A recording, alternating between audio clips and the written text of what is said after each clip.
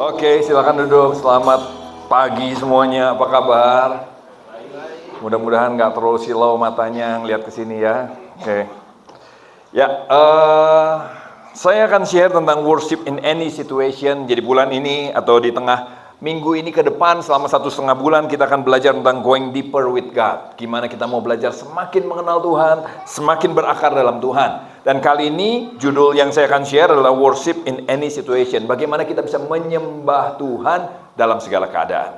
Menyembah Tuhan di dalam segala keadaan karena ternyata suka susah ya. Lagi enak kita bisa makasih Tuhan. Lagi nggak dapat apa yang kita minta, kita bilang kecewa sama Tuhan. Gua nggak mau ke gereja, kenapa? Bete karena doa kita nggak dikasih sama Tuhan. Ternyata menyembah dalam segala keadaan nggak gampang. Tapi sebelum kita belajar, saya mau nanya dulu, kira-kira menyembah itu artinya apa? Mungkin ada yang bilang ini, menyembah itu nyanyi. Enggak, bukan. Menyembah itu musik, pakai musik. Enggak, sama sekali bukan. Menyembah itu punya arti kata proskuneo yang artinya gini, mengenali nilai sesuatu atau nilai seseorang. Itu menyembah. Menyadari, gini, tadinya saya pikir bunga ini biasa aja, misalnya gitu. Saya taruhnya sembarangan, ya kan? Begitu saya tahu ini harganya 1 miliar, langsung saya megangnya pasti beda. Setuju? Langsung saya megangnya beda, memperlakukannya beda, langsung saya semprotnya beda, mungkin langsung, waduh, saya jual secepatnya mungkin, supaya sebelum layu dan sebagainya. Kalau kita nggak sadar harganya, kita berlaku seenaknya. Begitu kita sadar harganya, kita mulai beda ngelihatnya, beda ngomongnya beda. Itu yang dimaksud dengan menyembah Tuhan. Waktu kita menyadari siapa sebenarnya Tuhan. Betapa berharganya Dia. Nah, banyak orang mau pakai musik kayak apapun, tetap nggak menyadari Tuhan itu berharga. Walaupun dia nyanyi kayak apa, dia tidak sedang menyembah Tuhan. Oke? Ya. Nah, tidak semua orang suka, Pak, saya tapi kalau pakai musik saya kok nggak bisa ya. Memang beda-beda cara orang bisa menyadari kebesaran Tuhan. Kalau saya suka ke alam. Kalau saya di alam lihat gunung, waduh. Saya nggak usah gitu, teman saya Kak Herman, sudah dia shoot sepanjang jalan waktu dikirim ke saya pengen nangis tuh lihatnya. Bukan yang bagus-bagus amat sebetulnya. Jalan aja di jalan pinggir jalan rayanya di shoot. Saya suka alam dan begitu lihat hijau gunung gitu ya. Nggak yang spektakuler, nggak kayak Swiss, nggak biasa. Tapi saya itu aja udah begini. Wow, Tuhan kau luar biasa. Tiba-tiba saya semakin menyadari betapa luar biasanya Tuhan hanya gara-gara lihat alam. Nggak usah ke Jerman sih, ke sini juga saya kagum. Dan saya suka tuh dulu, kita suka hiking kan. Hiking di sana saya lihat kebun teh di belakang saya bisa diam di sana dan saya pengen menyendiri. Terus saya tanpa sadar hati saya menyadari betapa besarnya Tuhan dan saya menyembah tanpa musik. Saya menyembah bahkan nggak pakai nyanyi, itu saya. Mungkin beberapa orang harus pakai nyanyi, nggak apa-apa. Temukan caramu menyembah Tuhan. Temukan caramu masing-masing untuk mengenali betapa besarnya Tuhan.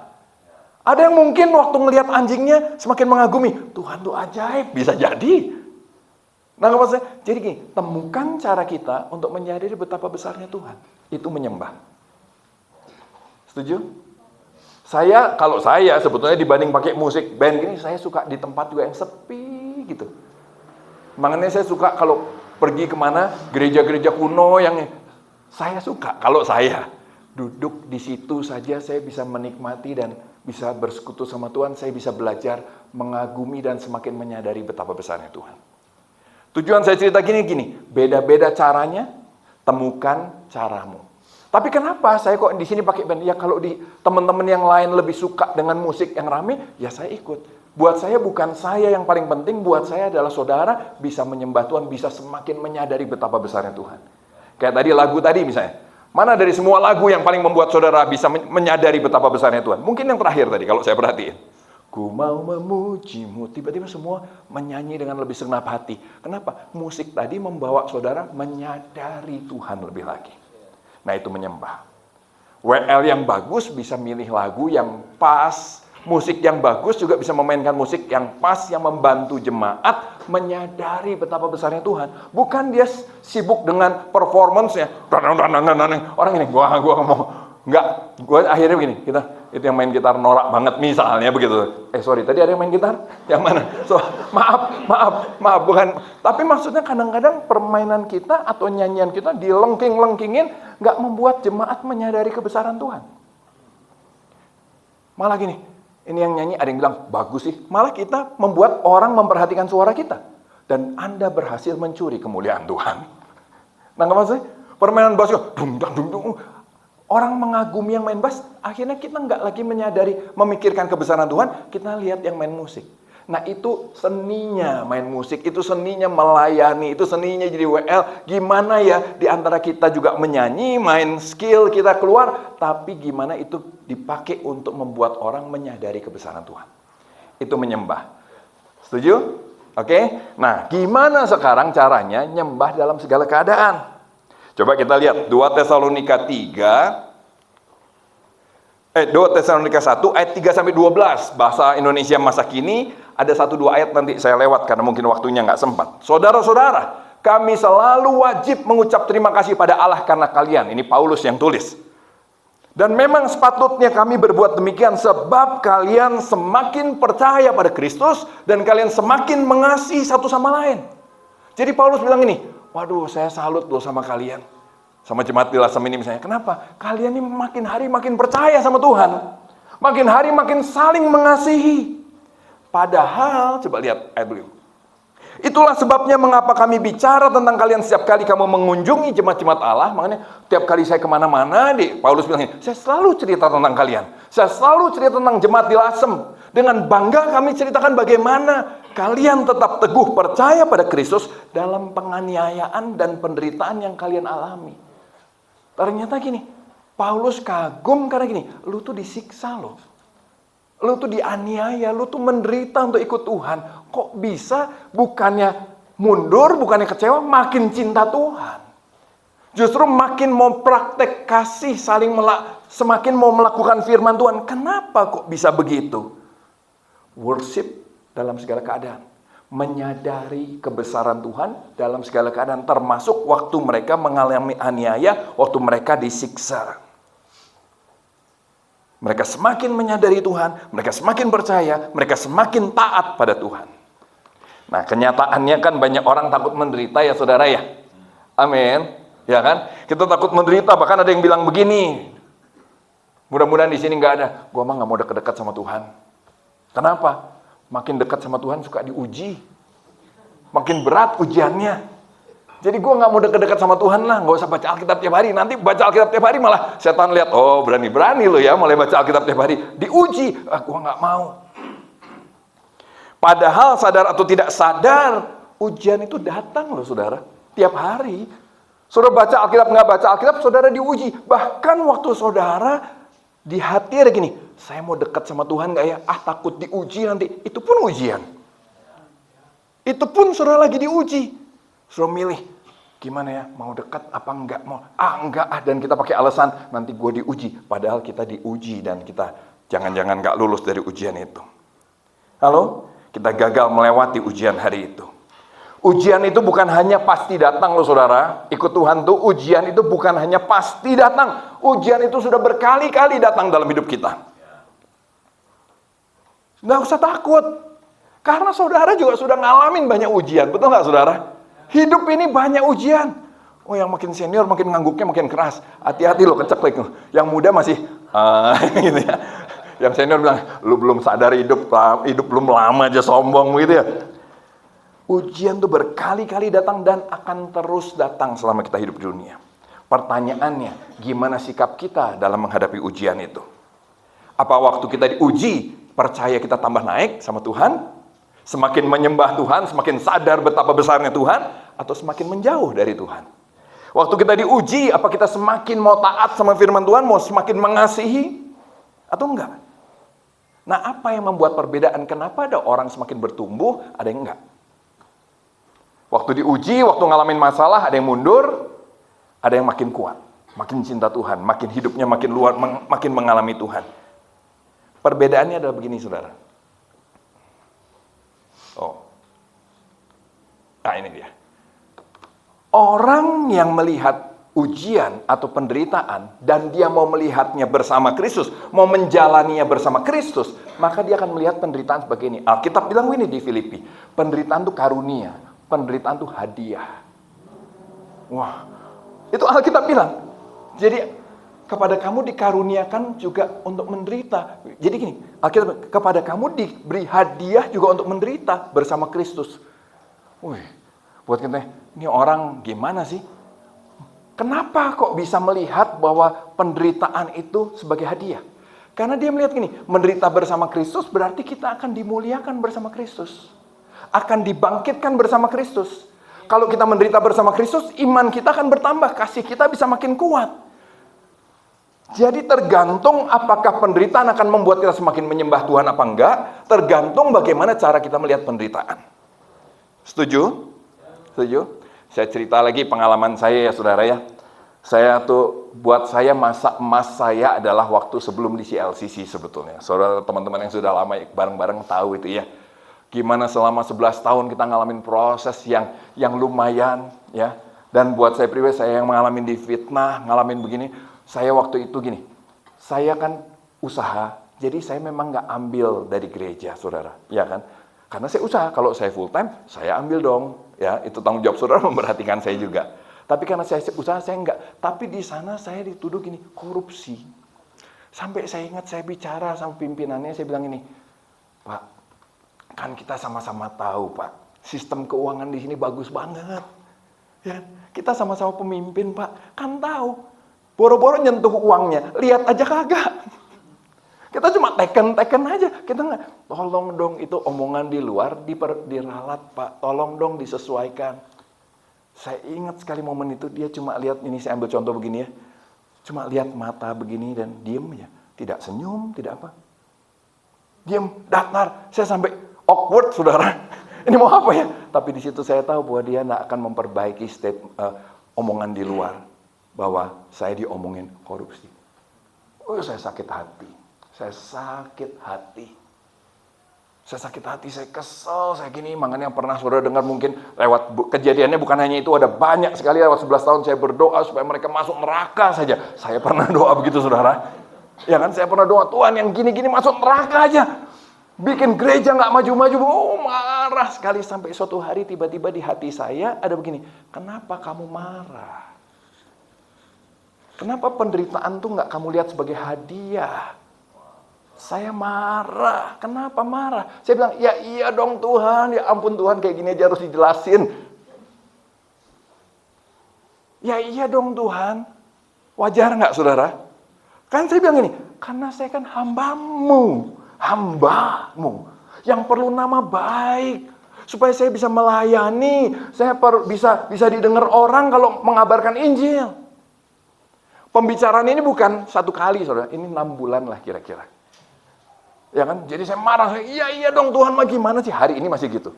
Besok misalnya, kenapa marah? Iya Tuhan, 2 hari, 3 hari. Tahu-tahu suatu kali di hati saya ada mulai begini. Kamu perlu nama baik, kamu nggak perlu nama baik untuk melayani aku. Saya mulai mikirin, wah ini kayaknya Tuhan yang ngomong nih. Karena saya nggak pernah baca ini, saya nggak pernah punya teori ini, saya nggak pernah kepikir di pikiran saya, kamu nggak perlu nama baik untuk melayani aku. Loh, perlu dong. 6 bulan loh ya, ingat ya prosesnya ya. Bergumul, merenung terus apa. Sambil kerja pastinya, nggak merenung di ujung WC, nggak saudara ya kan. Sambil aja, tapi terus mungkin sambil ngopi, bergumul lagi sama Tuhan, marah. Terus saya bilang, perlu dong Tuhan. Terus Tuhan bilang ini, kamu bisa melayani, kalau untuk melayani kamu bisa pergi ke pinggir-pinggir jalan, kolong-kolong jembatan dan melayani mereka tanpa mereka pusing siapa nama kamu. Jadi kamu tidak perlu nama baik untuk melayani aku. Kamu perlu nama baik kalau kamu mau pindah dari panggung besar ke panggung besar lain. Begitu statement itu ada di hati saya nangis lah. Saya tahu ternyata motivasi hati saya masih menikmati panggung besar. Suka diundang di tempat-tempat besar. Nangkap maksud saya? Dan saya nangis di situ. Di situ saya mulai melihat penderitaan sebagai hadiah. Tuhan, kalau saya nggak lewat di fitnah, gua nggak sadar ini ada bisul di hati saya. Kalau saya lewat nggak difitnah, kalau bukan karena difitnah, saya pikir saya baik. Saya pikir saya tulus, gara-gara difitnah sama rekan saya. Di situ saya baru sadar, wow, saya punya motivasi melayani untuk nama saya. Jadi saya bukan cuma pemain gitar tadi yang mencuri kemuliaan Tuhan, saya pun mencuri kemuliaan Tuhan. Sekali lagi tadi bercanda loh ya. Tapi maksud saya, jadi kita, waduh, kalau saya di situ saya mulai bisa melihat rekan saya yang tadinya saya doain untuk masuk neraka, saya bilang, jangan masuk neraka deh, Tuhan. Karena Tuhan mulai sadarin saya. Juga ini, sama seperti kamu banyak salah, aku ampuni, boleh nggak aku ampuni mereka? Dan saya mau bilang nih, boleh Tuhan. Saya sampai hari ini berterima kasih untuk apa yang dia kerjakan. Menurut saya dia baik. Menurut saya rekan-rekan saya ini baik. Tapi tanpa sadar, ya Tuhan izinkan aja untuk membentuk saya. Nah disitulah saya mulai bisa melihat penderitaan sebagai hadiah. Nah, karena saya lihat nih, lewat itu saya jadi lebih baik. Mungkin pengalamannya beda. Ada saudara yang lewat kehilangan uang, di situ sudah sadar, ternyata gue cinta uang banget ya. Di situ sudah sadar, aduh, lewat kehilangan uang ini justru saya bisa menyadari dan bertobat. Disitulah kita bisa mulai melihat penderitaan sebagai hadiah. Dan di situ kita mulai menyadari betapa Tuhan luar biasa. Disitulah kita mulai bisa menyembah Tuhan dalam segala keadaan.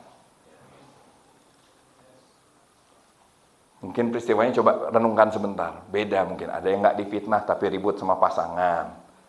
Oh iya, lewat istri saya yang bawel ini ternyata ya.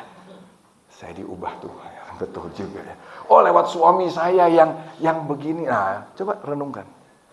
Lewat mertua saya, lewat anak saya, lewat kondisi saya. Lewat kekecewaan yang terjadi, di situ saya menyadari saya masih kejar apa yang di dunia ini. Amin. Nah, ayat Tuhan bilang gini. Karena kasih karunia Allah yang menyelamatkan manusia sudah nyata. Jadi kasih Allah tuh nyata buat kita, ya kan? Nah, dia mendidik kita, katakan mendidik. Supaya kita meninggalkan kefasikan, keinginan duniawi, supaya kita hidup bijaksana, adil, beribadah di dalam dunia yang sekarang ini. Jadi gini, lewat kita menerima kasih karunia Allah, menerima kebaikan Tuhan, terus Tuhan akan mendidik kita. Jadi kalau Tuhan mendidik, bukan Tuhan jahat. Karena kita jadi anaknya, dia didik. Wah, saya nggak mau, itu yang saya takut, Pak, dididik. Saudara nggak jadi anak Allah pun, saudara dididik sama setan nanti. Proses tetap terjadi dalam hidup ini. Saudara, nama saya, tinggal siapa yang mau didik kita. Uang yang didik kita. Makin hari makin cinta uang. Wih, ditipu orang. Saya belajar sesuatu, Pak. Jangan pernah percaya sama orang. Ditipu lagi. Saya belajar sesuatu, Pak. Selain jangan percaya sama orang, tipu dulu sebelum ditipu, Pak. Kita, itu mah didikan uang tuh begitu hasilnya. Oh, jadi kopet, koret, pedit, sedit, semua sudah jadi satu. Hilang ini nggak bisa tidur. Halo, ya siapa yang mau didik kita? Kalau saya memilih, saya pengen Tuhan yang mendidik saya. Dan kalau dia mendidik dengan tujuan yang baik, supaya kita meninggalkan kefasikan, kejahatan, meninggalkan keinginan duniawi, supaya kita hidup bijaksana, adil, beribadah di dunia yang sekarang ini kita hidup. Amin. Nah karena itu saudara dan saya harus mau merelakan diri, ditrain, dididik itu artinya apa? Dilatih, dimuridkan oleh gospel, oleh Injil, oleh Tuhan. Sampai gimana? Hasilnya sampai gospel mengubah hati kita jadi jatuh cinta sama Tuhan. Lewat saya difitnah, saya semakin jatuh cinta sama Tuhan loh saudara.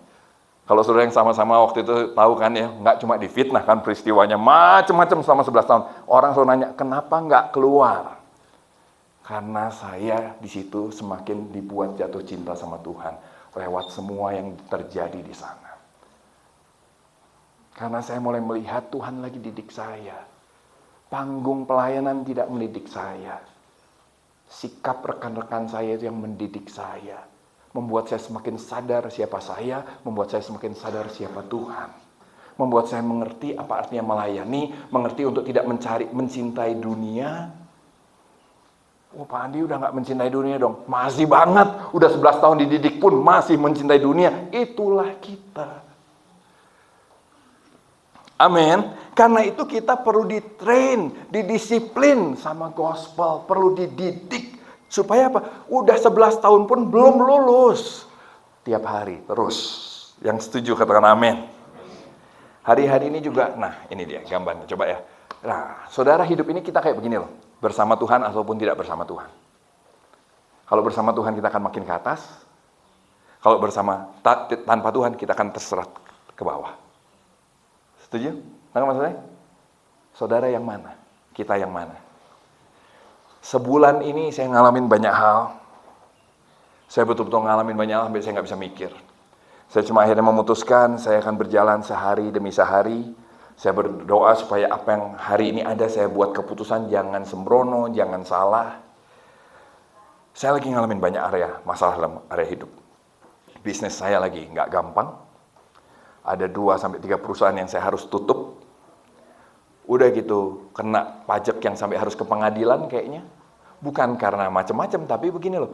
Karena nggak dapat pajaknya, jadi dicari-cari. Oh, CV-nya salah. Ya ampun, CV kan bukan saya. Itu kan didaftarin di notaris. CV-nya yang salah sekarang. Jadi harus maju kena pajak. Gara-gara CV salah, jadi kena pajak kan aneh, saudara. Maksudnya gini, bukan salah CV-nya. Menurut pajak salah. Itu yang saya pusing. Nggak boleh gini harusnya CV-nya. Lah harus gimana? Gue mah cuma daftar, gue cuma buat, jadinya begitu, terus jadi salah secara pajak. Gimana caranya? Kan kita mah, kalau yang saudara CV kan tahu ya, tinggal daftar ya gimana kondisi peraturan saat itu. Saya lagi ngalamin itu, yang ngurus bilang, waduh ini bisa banyak loh Pak kenanya. Saya lagi udah nggak bisa mikir, saya bilang, ya udah coba pokoknya nanti apa yang saya harus buat nih. Saya perlu menghadapi, ketemu, saya perlu cari kenalan siapa atau apa, saya nggak tahu. Besok saya pergi ke Malai Kateter, ya kan? Karena kemungkinan ada penyumbatan kemungkinan, tapi ya kan kemungkinan. Penyumbatannya masih dangkal, cuma saya juga ke Malai karena mau makan durian, saudara ya. Kateter sambil makan durian. Berapa bulan yang lalu istri saya diduga ada cancer kan? Tapi ternyata sudah tidak. Tapi saya mau ralat saudara, tidak loh ya, jangan, istrinya enggak, tidak. Tapi saudara mesti mengerti waktu berita itu datang, cukup memukul kan? Setuju ya? Mertua ini istri saya masih di sana, anak saya baru kemarin pulang, saya juga baru pulang. Mertua saya kena serangan jantung. Sampai saya ada Pak Bambang Yonan di situ, waktu ngobrol sama dia yang videoin semua, saya bilang, Pak, kayaknya kalau menurut video Bapak yang dari dokter, ini mah udah secara medis nggak ada harapan dong ya. Tapi ternyata sekarang sudah bisa jalan, puji Tuhan. Tapi maksud saya, waktu berita itu datang membuat saya harus ada seminggu di sana dan di situ, itu kan saya nggak bisa kerja, saya nggak bisa apa, saya harus di sana. Kenapa saya harus memilih untuk mendampingi keluarga istri saya, sebab saya juga ikut perlu kasih support mereka dan membantu membuat keputusan-keputusan buat mereka. Ada keluarga saya yang pernikahannya juga lagi bermasalah besar. Gereja lagi membangun, ada aja cerita.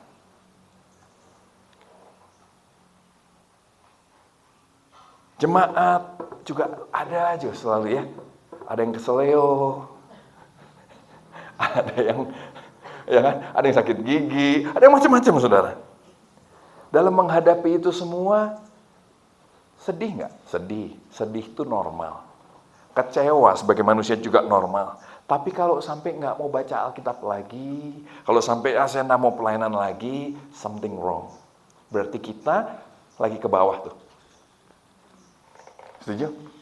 Kita lewat kejadian itu bukannya semakin mengenali Tuhan, tapi justru semakin ke bawah. Atau lewat kejadian itu kita bisa semakin ke atas. Nah, saudara kan saya suka cerita dulu. Kalau saya punya masalah apa-apa, saya suka nggak bisa tidur kan. Jam 3 bangun, jam 2 bangun keringetan. Sampai istri saya suatu kali bilang nih, kamu tuh cinta uang deh. Ya kan? Tapi kali ini saya tidur nyenyak. Di situ saya lihat ini, hey, jangan-jangan saya bertumbuh ya. Jangan-jangan saya semakin percaya Tuhan. Lewat masalah-masalah yang ada, saya semakin percaya. No, kali ini pun saya tahu dia akan lakukan yang terbaik. Walaupun caranya tidak selalu seperti yang saya mau. Tapi saya percaya, saya di tangan yang tepat. Saya semakin percaya Tuhan, saya bisa tidur. Saya kaget, saya bisa tidur nyenyak, saudara. Saya lagi kehilangan banyak uang ini sekarang. Belum tadi kalau pajak, belum nutup. Saudara berarti kan harus pesangon, harus semua. Saya enggak mau rugiin yang harusnya dapat pesangon. Supplier, semua ini nanti dibayar nggak? Dibayar. Bayar tetap harus. Saya atur. Ya kan, karena yang kan tim ada yang bilang ini, apa nggak usah dibayar? Dibayar. Yang tetap harus dibayar. Terus gimana kalau kita nggak dibayar? Ya kita yang nggak dibayar. Dan di situ saya bisa tidur, itu ajaibnya. Saya bisa bilang sama istri saya, kayaknya mulai gue nggak cinta uang deh. Menyembah dalam segala keadaan. Waktu kita mulai melihat proses dalam hidup kita sebagai sesuatu yang baik. Sebagai hadiah yang Tuhan kerjakan untuk membuat saya semakin mengenal Dia, semakin hidup tidak tergantung apa yang ada di dunia. Sukacita saya tidak lagi tergantung sama apa yang ada di dunia. Udah segitunya kah? Belum pasti, ya kan? Tapi mulai lebih baik dari kemarin. Saya harap saya sedang naik ke atas, bukan turun ke bawah. Amin. Waktu gospel datang di hati kita, maka gospel akan mengubah hati kita, sehingga kita mau hidup seperti Kristus. Yang dikejar bukan, kalau gini kapan gua tambah kayanya? Bukan itu yang dikejar. Tapi yang dikejar menjadi seperti Kristus. Katakan menjadi seperti Kristus. Dididik oleh gospel, itu berarti gini, belajar mengenali berhala dalam hati kita. Karena berhala seringkali membuat kita seakan-akan mencintai Tuhan. Betul nggak saudara? Pertanyaannya gini, saudara ke gereja kenapa? Supaya saya nggak masuk neraka, Pak. Itu saudara bukan mencintai Tuhan, saudara mencintai diri sendiri. Supaya saya tidak masuk neraka. Saya mah nggak cinta Tuhan, saya mencintai diri saya sendiri. Jangan masuk neraka, misalnya. Ada berhala yang salah di situ. Kita belum mencintai Tuhan. Kita belum menyembah itu. Kenapa nyanyinya semangat? Supaya saya diberkati, Pak. Katanya Tuhan kalau diberi tepuk tangan, dipuja, maka Dia akan mencurahkan berkat-berkatnya untuk kita. Makin ditepukin, makin banyak berkat. Kita pikir Tuhan kayak burung merpati, saudara. Kalau ditepukin, merpatinya datang. Bukan begitu, saudara. Di situ lihat ini. Yang kenapa kita menyanyi? Karena kita mencintai uangnya. Kita mencintai dunia, kita bukan menyembah Tuhan. Nah ini yang harus kita belajar, mengenali berhala dalam hati kita. Itu artinya dididik oleh gospel. Yang kadang-kadang lewat kejadian-kejadian tadi, hal yang gak enak. Uang hilang. Kok jadi gue malas nyanyi ya? Oh berarti gue nyanyi selama ini karena uang. Penyanyi bayaran, saudara. Betul gak? Ya kan? Begitu Tuhan berkatnya berkurang dikit, males nyanyi. Jemaat bayaran, penonton bayaran kita saudara. Berkat sendet dikit, nggak mau ke gereja. Halo? Berhala adalah apapun yang kita andalkan, kita sukai lebih daripada Tuhan.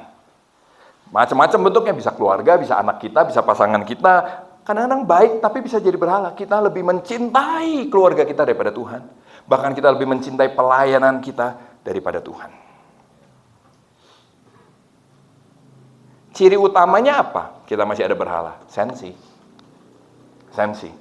Emosi negatif. Gelisah, marah, patah semangat. Waktu berhala kita diganggu. Makanya saya selalu, kenapa gue sampai gak bisa tidur ya? Saya, kenapa? Kok gelisah?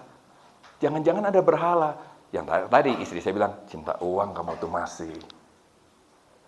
Nangkep maksud saya? Coba temukan itu. Kehilangan sesuatu yang baik pasti sedih. Tapi kalau kehilangan berhala, itu putus asa. Ya kan?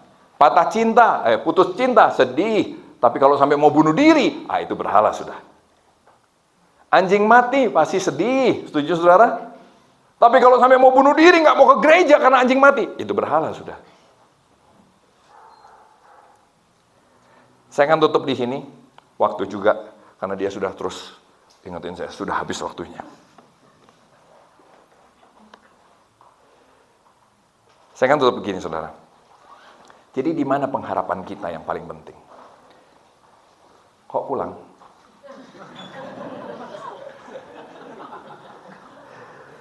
Di mana pengharapan kita itu penting? Selama saudara taruh pengharapanmu di dunia, itu jadi berhalamu. kita sedang tidak menyembah Tuhan. Penyembahan kita gampang terganggu, setuju? Kalau pengharapan kita di kemewahan terganggu, kita mundur dari Tuhan. Kalau pengharapan kita di anak terganggu, kita mundur dari Tuhan. Kalau pengharapan kita di kenyamanan, zona nyaman, kenyamanan kita terganggu, kita mundur dari Tuhan. Setuju? Saya punya tutup dengan satu cerita. Suatu kali ada retret buat pendeta-pendeta senior di Bandung.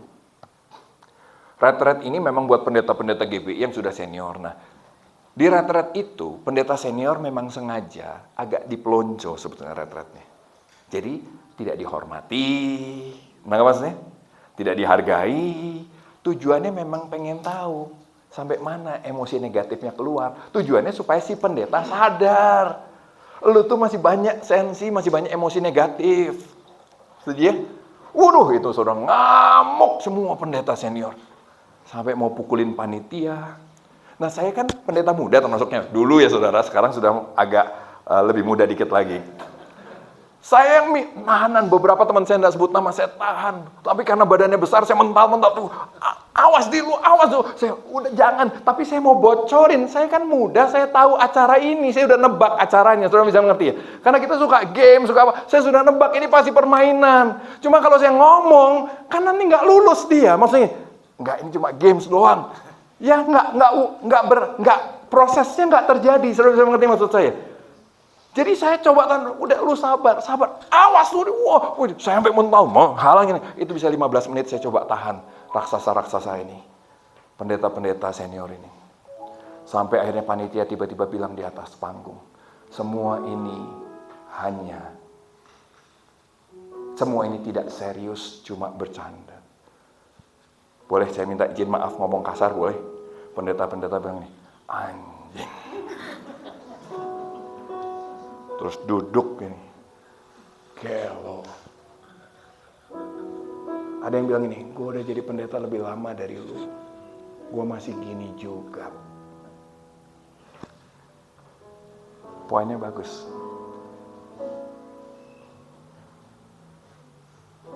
Halo? Kalau bisa saudara, kalau dalam proses itu gak perlu ngomong anjingnya, setuju ya? Tapi kesadaran dia begini, gue udah jadi pendeta lebih lama dari lu. Gue masih gini juga, itu poin yang bagus. Menyadari keberadaan kita, ada pertobatan, dan menyadari Tuhan. Disitulah saudara memilih, apakah kamu mau menyembah Tuhan atau tidak. Disitulah kamu menyadari bahwa selama ini lu pendeta, kenapa? Karena lu menikmati nama baiknya. Lu menikmati dihormati orang, begitu gak dihormati orang, padahal cuma permainan, wah emosi, marah. Anjing pun keluar.